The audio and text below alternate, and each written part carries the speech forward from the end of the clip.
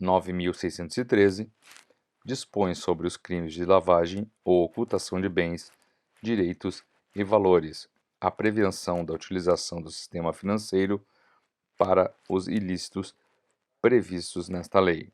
Cria o Conselho de Controle de Atividades Financeiras, COAF, e dá outras providências. O Presidente da República faço saber que o Congresso Nacional decreta e eu sanciono a seguinte lei. Capítulo 1 dos crimes de lavagem ou ocultação de bens, direitos e valores. Artigo 1º. Ocultar ou dissimular a natureza, origem, localização, disposição, movimentação ou propriedade de bens, direitos ou valores provenientes direta ou indiretamente de infração penal. Pena reclusão de 3 a 10 anos e multa. Parágrafo 1º. Incorre na mesma pena quem, para ocultar ou dissimular a utilização de bens, direitos ou valores provenientes de infração penal. Inciso 1. Os converte em ativos ilícitos. 2. Os adquire, recebe, troca, negocia, dá ou recebe em garantia, guarda, tem em depósito, movimenta ou transfere. 3. Importa ou exporta bens com valores não correspondentes aos verdadeiros. Parágrafo 2º. Incorre ainda na mesma pena quem 1. Utiliza na atividade econômica ou financeira bens, direitos ou valores provenientes da infração penal. 2. Participa de grupo, associação ou escritório, tendo conhecimento de que sua atividade principal ou secundária é dirigida à prática de crimes previstos nessa lei. Parágrafo 3º. A tentativa é punida nos termos do parágrafo único do artigo 14 do Código Penal. Parágrafo 4º. A pena será aumentada de 1 a 2/3 se o crime definido nesta lei forem cometidos de forma reiterada ou por intermédio de organização criminosa. Parágrafo 5º. A pena poderá ser reduzida de 1 a 2/3 e ser cumprida em regime aberto ou semiaberto, facultando-se ao juiz deixar de aplicá-la ou substituí-la a qualquer tempo por pena restritiva de direitos, se o autor, coautor ou partícipe colaborar espontaneamente com as autoridades, prestando esclarecimentos que conduzam à apuração das infrações penais, à identificação dos autores, coautores e partícipes, ou à localização dos bens, direitos ou valores objeto do crime. Capítulo 2. Disposições processuais especiais. Artigo 2º. O processo e julgamento dos crimes previstos nesta lei, inciso 1, obedecem às disposições relativas ao procedimento comum dos crimes punidos com reclusão, da competência do juiz singular. Inciso 2.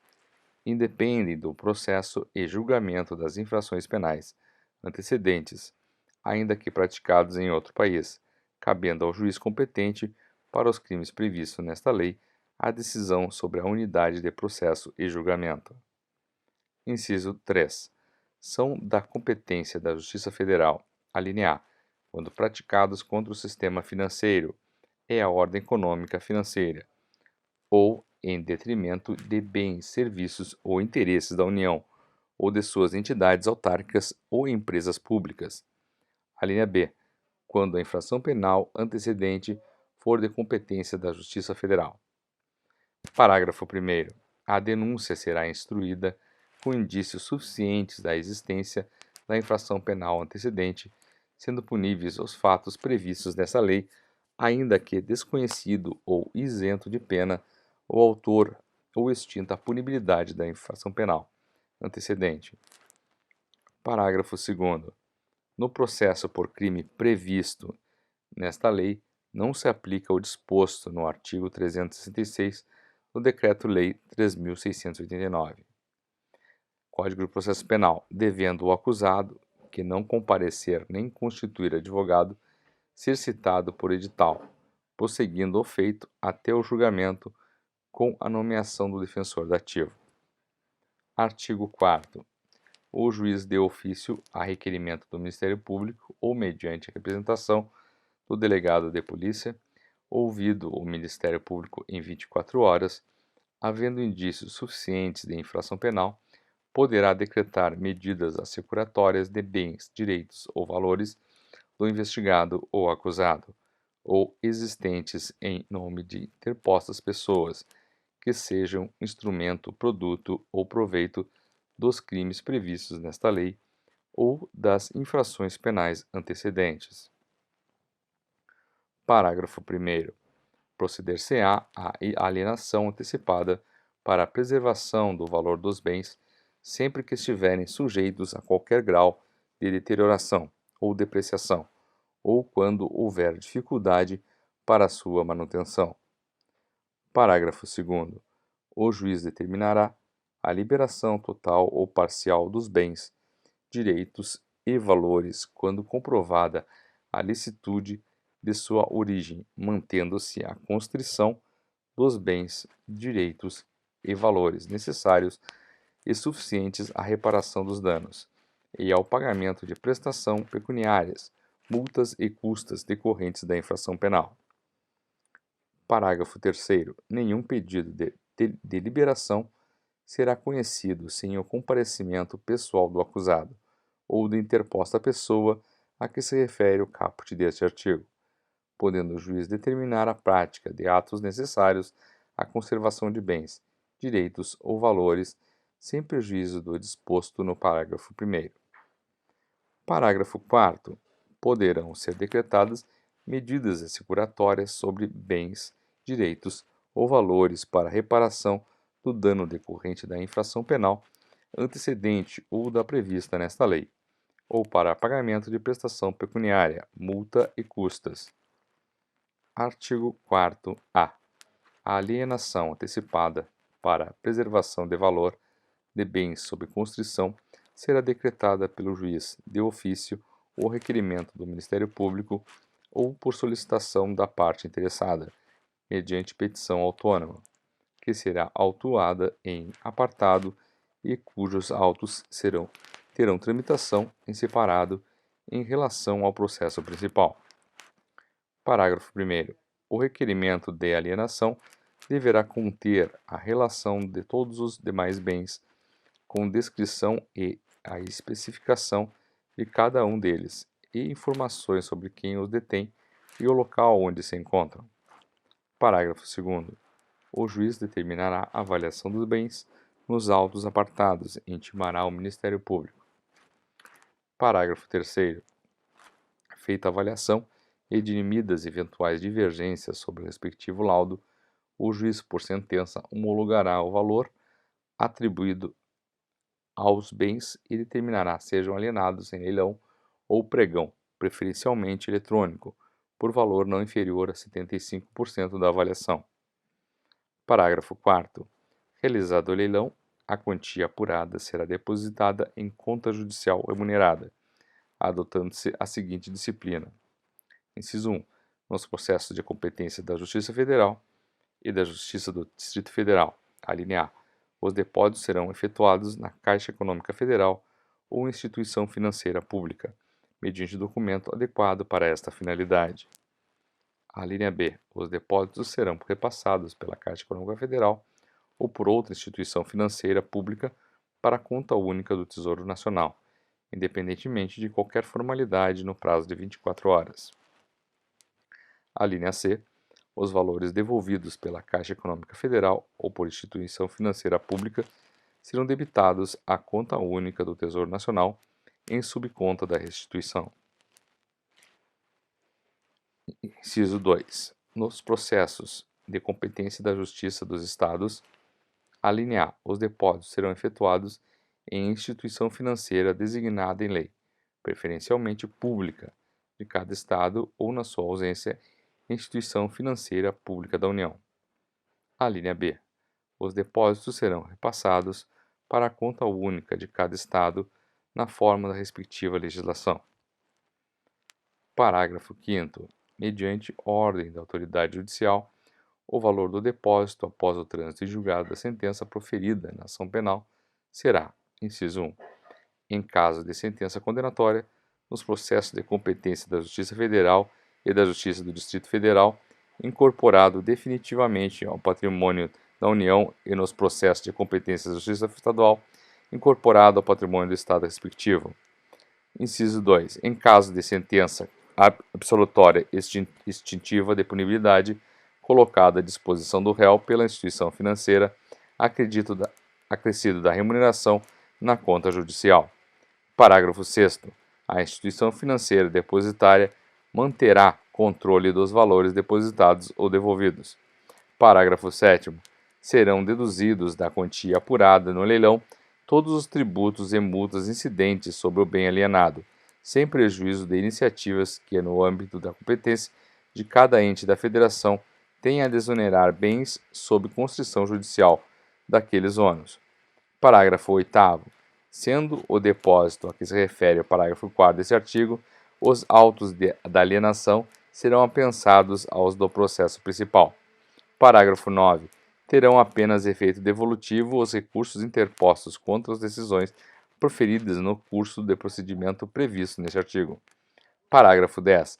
Sobrevindo o trânsito em julgado de sentença penal condenatória, o juiz decretará em favor, conforme o caso, da União ou do Estado. Inciso 1. Perda dos valores depositados na conta remunerada e da fiança.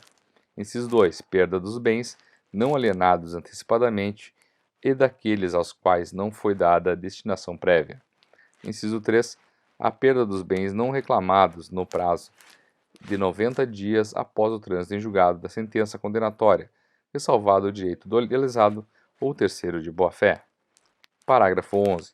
Os bens a que se referem os incisos 2 e 3 do parágrafo 10 deste artigo serão adjudicados ou levados a leilão, depositando-se o saldo na conta única do respectivo ente.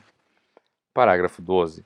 O juiz determinará ao registro público o competente que emita documento de habilitação à circulação e utilização dos bens colocados sob uso e custódia das entidades a que se refere o caput desse artigo. Parágrafo 3º. Os recursos decorrentes da alienação antecipada de bens, direitos e valores oriundos do crime de tráfico ilícito de drogas e que tenham sido objeto de dissimulação e ocultação, nos termos desta lei, permanecem submetidos à disciplina definida em lei específica. Artigo 4b. A ordem de prisão de pessoas ou medidas assecuratórias de bens, direitos ou valores poderão ser suspensas pelo juiz, ouvido o Ministério Público, quando a sua execução imediata puder comprometer as investigações. 5. Quando as circunstâncias o aconselharem, o juiz, ouvido o Ministério Público, nomeará a pessoa física ou jurídica qualificada para a administração dos bens, direitos ou valores sujeitos a medidas executórias mediante termo de compromisso. Artigo 6º. A pessoa responsável pela administração dos bens, inciso 1, fará jus a uma remuneração fixada pelo juiz, que será satisfeita com o produto dos bens objeto da administração. Inciso 2. Prestará, por determinação judicial, informações periódicas da situação dos bens sob sua administração, bem como explicações e detalhamentos sobre investimentos e reinvestimentos realizados. Parágrafo único. Os atos relativos à administração dos bens, sujeitos a medidas executórias, serão levados ao conhecimento do Ministério Público e requererá o que entender cabível. Capítulo 3. Dos efeitos da condenação. Artigo 7. São efeitos da condenação, além dos previstos no Código Penal, inciso 1, a perda em favor da União e dos Estados, nos casos de competência da Justiça Estadual, de todos os bens, direitos e valores relacionados, direta ou indiretamente, à prática dos crimes previstos nesta lei, inclusive aqueles utilizados para prestar a fiança, ressalvado o direito do lesado ou de terceiro de boa-fé.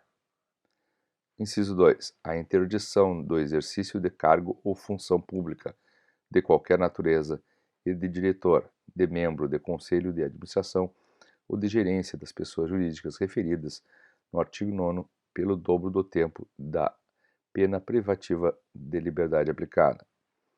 Parágrafo 1º. A União e os Estados, no âmbito de suas competências, regulamentarão a forma de destinação dos bens, direitos e valores, cuja perda houver sido declarada, assegurada quanto aos processos de competência da Justiça Federal, a sua utilização pelos órgãos federais encarregados da prevenção, do combate, da ação penal e do julgamento dos crimes previstos nesta lei, e quanto aos processos de competência da Justiça Estadual, a preferência dos órgãos locais com idêntica função. Parágrafo 2º. Os instrumentos do crime sem valor econômico, cuja perda em favor da União ou do Estado for decretada, serão inutilizados ou doados a museu criminal ou a entidade pública, se houver interesse na sua conservação. Capítulo 4. Dos bens, direitos ou valores oriundos de crimes praticados no estrangeiro. Artigo 8º. O juiz determinará, na hipótese de existência de tratado ou convenção internacional, e por solicitação da autoridade estrangeira competente, medidas assecuratórias sobre bens, direitos ou valores oriundos de crimes descritos no artigo 1º, praticados no estrangeiro. Parágrafo 1º. Aplica-se o disposto nesse artigo, independente de tratado ou convenção internacional, quando o governo do país da autoridade solicitante prometer reciprocamente reciprocidade ao Brasil. Parágrafo 2º.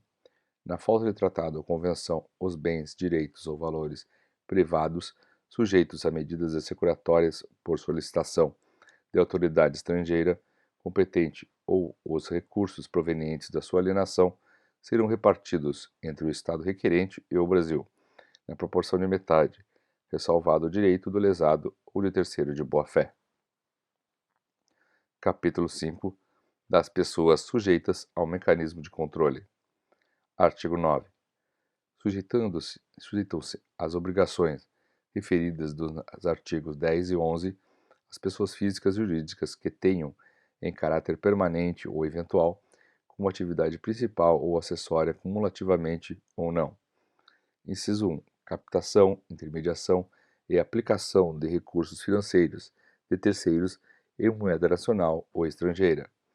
Inciso 2. A compra e venda de moeda estrangeira ou ouro como ativo financeiro ou instrumento cambial.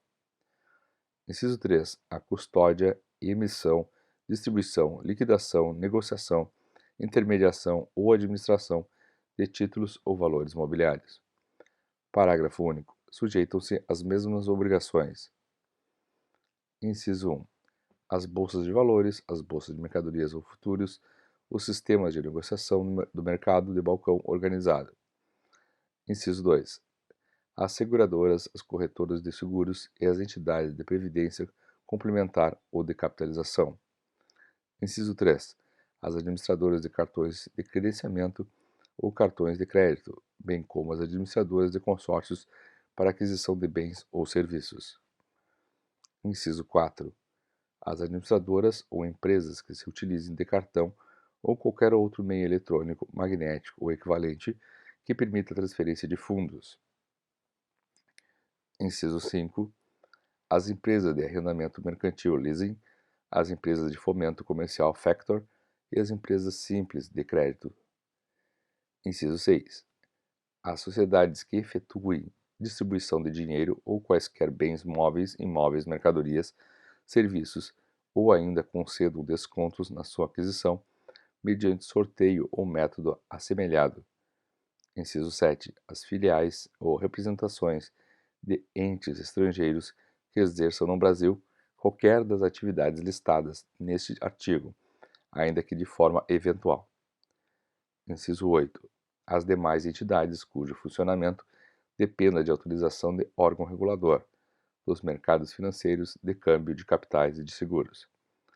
Inciso 9. As pessoas físicas ou jurídicas, nacionais ou estrangeiras, que operem no Brasil, como agente, dirigente, procuradoras, comissárias ou por qualquer forma represente interesses de ente estrangeiro que exerça qualquer das atividades referidas neste artigo.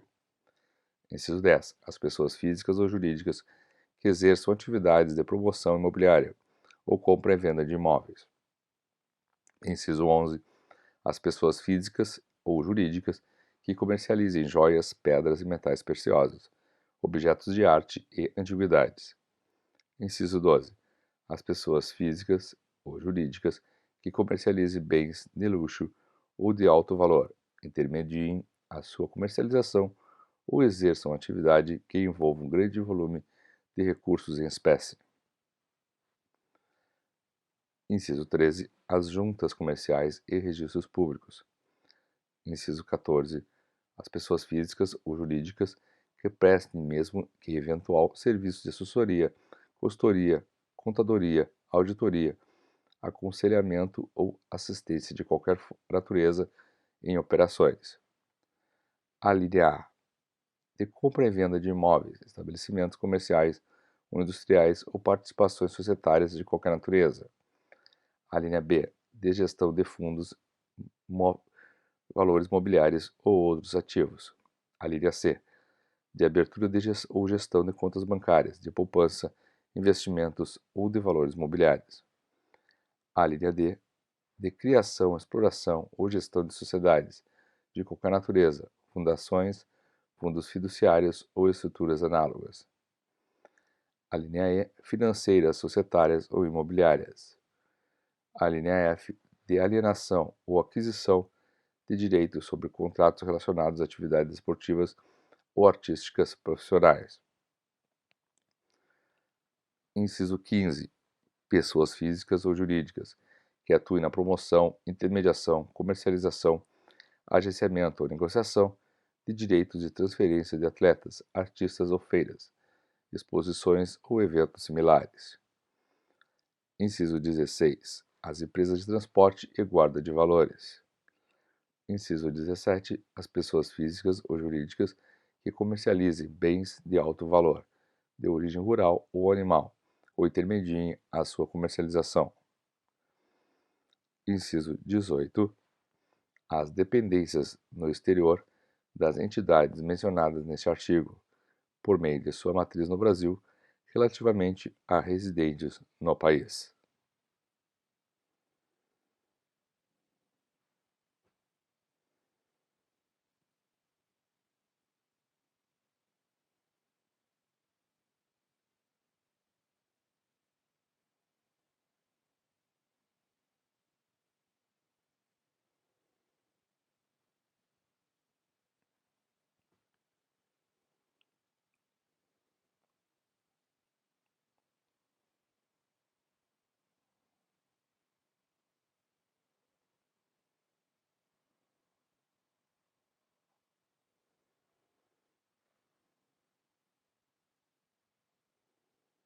Capítulo 6. Da identificação dos clientes e manutenção de registros. Artigo 10. As pessoas referidas no artigo 9, inciso 1, identificação de seus clientes e manterão um cadastro atualizado nos termos de instruções emanadas das autoridades competentes. Inciso 2, manterão registro de toda a transação em moeda nacional ou estrangeira, títulos e valores mobiliários, títulos de crédito, metais ou qualquer ativo passível de ser convertido em dinheiro que ultrapassar limite fixado pela autoridade competente e nos termos de instruções por esta expedidas. Inciso 3. Deverão adotar políticas, procedimentos e controles internos compatíveis com seu porte e volume de operações, que lhes permitam atender ao disposto nesse artigo e no artigo 11, na forma disciplinada pelos órgãos competentes. Inciso 4. Deverão cadastrar-se e manter seu cadastro atualizado no órgão regulador ou fiscalizador, e, na falta deste, no Conselho de Controle de Atividades Financeiras COAF, na forma e condições por ele estabelecidas. Inciso 5. Deverão atender às requisições formuladas pelo COAF na periodicidade, forma e condições por ele estabelecidas, cabendo-lhe preservar, nos termos da lei, o sigilo das informações prestadas. Parágrafo 1º. Na hipótese de o cliente constituir-se em pessoa jurídica, a identificação referida no inciso 1 deste artigo deverá abranger as pessoas físicas autorizadas a representá-la, bem como seus proprietários. Parágrafo 2º. Os cadastros e registros referidos nos incisos 1 e 2 deste artigo deverão ser conservados durante o período mínimo de 5 anos a partir do encerramento da conta ou da conclusão da transação, prazo este que poderá ser ampliado pela autoridade competente. Parágrafo 3º. O registro referido no inciso 2º deste artigo será efetuado também quando a pessoa física ou jurídica, seus entes ligados, houver realizado em mesmo mês calendário operações com uma mesma pessoa, conglomerado ou grupo que, em seu conjunto, ultrapassem o limite fixado pela autoridade competente. Artigo 10-A. O Banco Central manterá registro centralizado, formando o Cadastro Geral de Correntistas e clientes de instituições financeiras, bem como de seus procuradores. Capítulo 7. Da comunicação de operações financeiras. Artigo 11. As pessoas referidas no artigo 9, inciso 1, dispensarão especial atenção às operações que, nos termos de instruções emanadas das autoridades competentes, posto constituir-se em sérios indícios dos crimes previstos nessa lei, ou com eles relacionar-se. Inciso 2. Deverão comunicar ao COAF, abstendo-se de dar ciência de tal ato a qualquer pessoa, inclusive aquela a qual se refira a informação, no prazo de 24 horas. A proposta ou realização, alínea A, de todas as transações referidas no inciso 2 do artigo 10, acompanhadas de identificação de que trata o inciso 1 do mencionado artigo.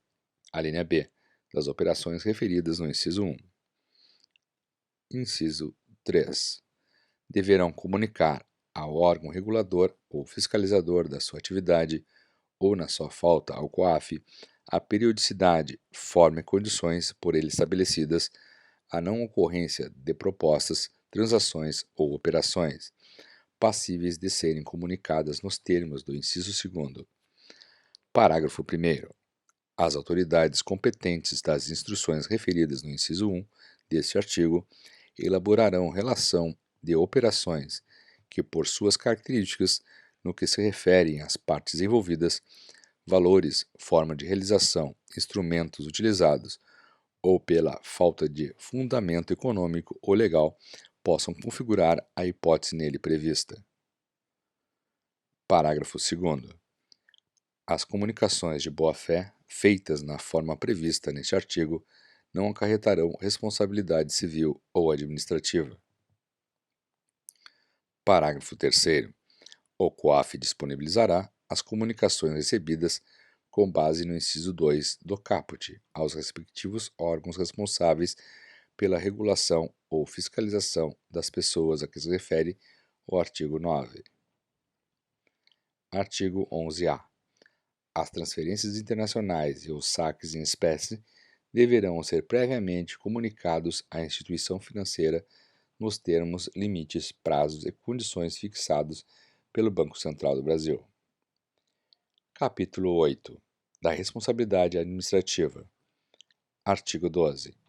As pessoas referidas no artigo 9, bem como aos administradores das pessoas jurídicas que deixem de cumprir as obrigações previstas nos artigos 10 e 11, serão aplicadas cumulativamente ou não, pelas autoridades competentes as seguintes sanções. Inciso 1. A advertência. Inciso 2. Multa pecuniária variável não superior. Alínea A, ao dobro do valor da operação. Alínea B, ao dobro do lucro real obtido ou que presumivelmente seria obtido pela realização da operação. Ou, alínea C, ao valor de 20 milhões de reais. Inciso 3º. Inabilitação temporária, pelo prazo de até 10 anos, para o exercício do cargo de administrador de pessoas jurídicas referidas no artigo 9º. Inciso 4. Cassação ou suspensão da autorização para o exercício de atividade, operação ou funcionamento. Parágrafo 1º. A pena de advertência será aplicada por irregularidade no cumprimento das instruções referidas nos incisos 1 e 2 do artigo 10. Parágrafo 2º. A multa será aplicada sempre que as pessoas referidas no artigo 9, por culpa ou dolo, inciso 1, deixarem de sanar as irregularidades objeto de advertência no prazo assinalado pela autoridade competente. Inciso 2. Não cumprirem o disposto nos incisos 1º a 4º do artigo 10. Inciso 3. Deixarem de atender, no prazo estabelecido, a requisição formulada nos termos do inciso 5 do artigo 10. Inciso 4. Descumprirem a vedação ou deixarem de fazer a comunicação a que se refere o artigo 11. Parágrafo 1º. A inabilitação temporária será aplicada quando forem verificadas infrações graves quanto ao cumprimento das obrigações constantes desta lei, ou quando ocorrer reincidência específica, devidamente caracterizada em transgressões anteriormente punidas com multa. Parágrafo 4º. A cassação da autorização será aplicada nos casos de reincidência específica de infrações anteriormente punidas com a pena prevista no inciso 3 do caput desse artigo. Capítulo 9. Do Conselho de Controle de Atividades Financeiras. Artigo 14. Fica criado no âmbito do Ministério da Economia o Conselho de Controle de Atividades Financeiras COAF, com a finalidade de disciplinar, aplicar penas administrativas, receber, examinar e identificar as ocorrências suspeitas de atividades ilícitas previstas nessa lei, sem prejuízo das competências de outros órgãos e entidades. Parágrafo 1º. As instruções referidas no artigo 10, destinadas às pessoas mencionadas no artigo 9, para as quais não exista órgão próprio fiscalizador ou regulador, serão expedidas pelo COAF, competindo-lhe, para esses casos, a definição das pessoas abrangidas e a aplicação das sanções enumeradas no artigo 12. Parágrafo 2º. O COAF deverá ainda coordenar e propor mecanismos de cooperação e de troca de informações que viabilizarem ações rápidas e eficientes no combate à ocultação ou dissimulação de bens, direitos e valores. Parágrafo 3º. O COAF poderá requerer aos órgãos de administração pública as informações cadastrais, bancárias e financeiras de pessoas envolvidas em atividades suspeitas. Artigo 15. O COAF comunicará às autoridades competentes para a instauração dos procedimentos cabíveis, quando concluir pela existência de crime previsto nessa lei, de fundados indícios de sua prática ou de qualquer outro ilícito. Capítulo 10. Disposições gerais. Artigo 17-A.